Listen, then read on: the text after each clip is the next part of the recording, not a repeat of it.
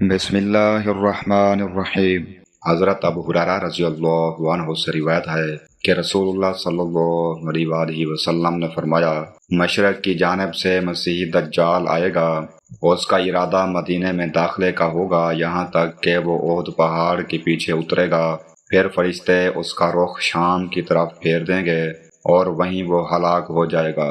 صحیح مسلم حدیث نمبر 3351۔ اس حدیث میں مدینہ منورہ کی حفاظت بیان کی گئی ہے۔ دجال اپنی بڑی فتنہ انگیزی کے باوجود مدینے میں داخل نہیں ہو سکے گا، کیونکہ اللہ تعالیٰ نے فرشتوں کو اس کی حفاظت پر مقرر فرمایا ہے۔ اس سے مدینہ منورہ کی عظمت اور اللہ کی خاص حفاظت ثابت ہوتی ہے۔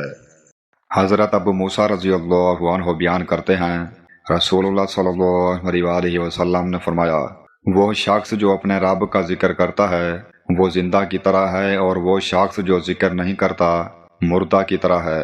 مشکات المصابیح حدیث نمبر 2263۔ اس حدیث مبارکہ میں اللہ کے ذکر کی عظیم فضیلت بیان کی گئی ہے۔ جو شخص نماز، تسبیح، تلاوت، درود اور استغفار کے ذریعے اللہ کو یاد کرتا ہے اس کا دل روحانی طور پر زندہ رہتا ہے، جبکہ اللہ کے ذکر سے غافل انسان کا دل مردہ دل کی مانند ہو جاتا ہے۔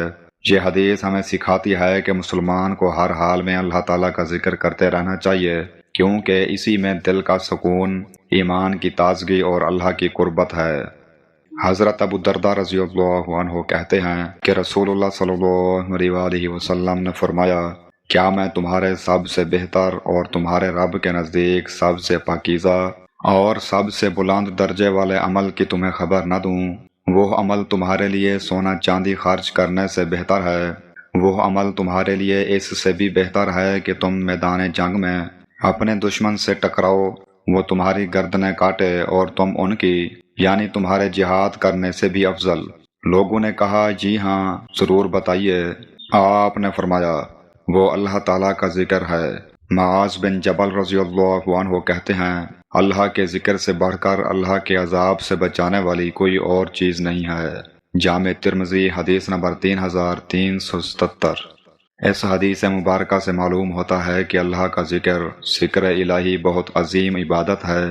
زبان سے تسبیح، تحلیل، تکبیر، استغفار اور دل میں اللہ کی یاد انسان کو اللہ کے قریب کرتی ہے، گناہوں کو مٹاتی ہے اور درجات بلند کرتی ہے۔ حضرت معاذ بن جبل رضی اللہ عنہ نے فرمایا کہ اللہ کے عذاب سے بچانے والی سب سے بڑی چیز بھی اللہ کا ذکر ہے۔